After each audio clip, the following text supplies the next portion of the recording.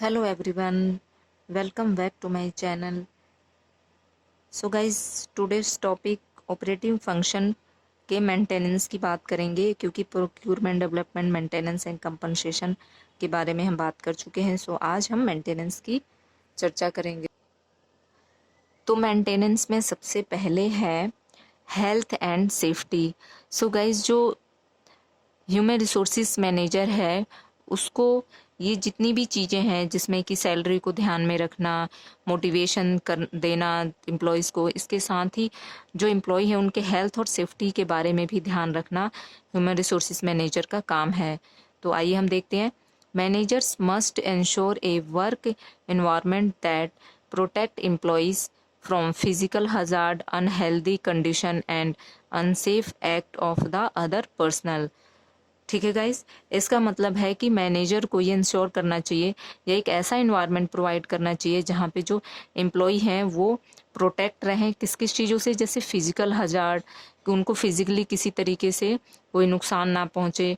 जो भी वो जिस भी ऑर्गेनाइजेशन में काम कर रहे हैं उन वहाँ पे ऐसी कंडीशन ना हो, ऐसा वातावरण ना हो जैसे जिससे कि वो अनहेल्दी फील करे अपने आप को। ये सारी चीज़ें जो मैनेजर है उसको ध्यान में रखना चाहिए।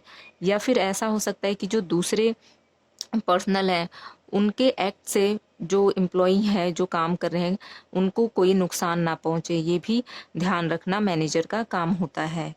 ठीक है गाइस, इसके साथ एम्प्लॉय वेलफेयर का मतलब एम्प्लॉय के वेलफेयर के बारे में भी ध्यान रखना एचआर मैनेजर का काम होता है।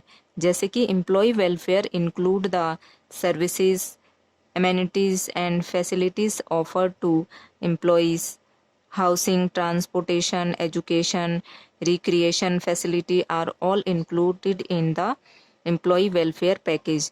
मतलब ये है, आप समझ ही गए होंगे क्योंकि साफ लिखा हुआ है कि उनको सर्विस प्रोवाइड करना, उनको एमेनिटीज़ प्रोवाइड करना, उनको बहुत सारी फैसिलिटी देना, जैसे कि हाउस प्रोवाइड करना, कम रेंट पे या रेंट फ्री करना, ट्रांसपोर्टेशन की सुविधा देना। अगर कोई एम्प्लॉई किसी कंपनी के काम से जाता है उस तो कोई ट्रांसपोर्टेशन की फ़ीस ना लेना, या फिर उसके साथ साथ जैसे वो खाना खाता है तो उसके लिए भी पैसे ना लेना, एजुकेशन फ्री में प्रोवाइड करना या एक नॉमिनल फ़ीस लेना।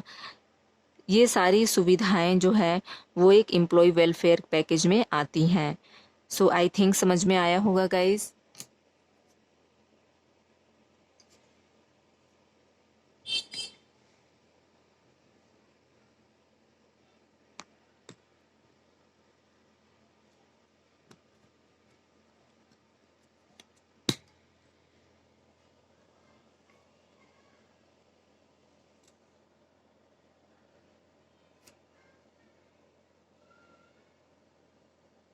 सो अब बात करते हैं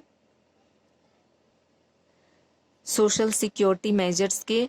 इसमें क्या क्या चीज़ें आती हैं, जैसे जितनी भी, जैसे पेंशन हो गया और या फिर जैसे मैटरनिटी लीव, ये सारी चीज़ें सोशल सिक्योरिटी मेजर्स में आती हैं।